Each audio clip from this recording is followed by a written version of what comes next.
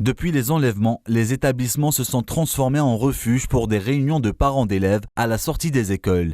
Ils demandent le renforcement des dispositions visant à la protection de leurs enfants, car cela reste très faible en Algérie.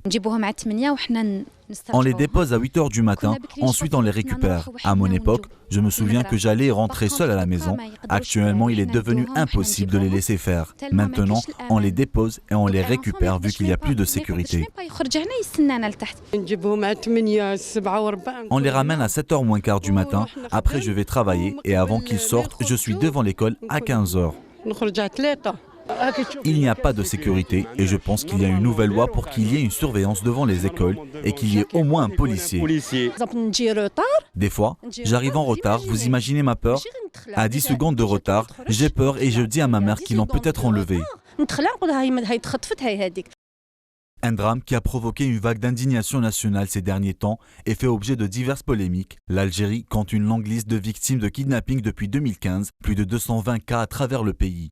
Il devient à présent indispensable de mettre la vigilance des parents sur le renforcement de la sécurité de leurs enfants, comme il est nécessaire pour les associations caritatives d'œuvrer sur le terrain pour renforcer la communication et charger la société à s'unir contre ce fléau.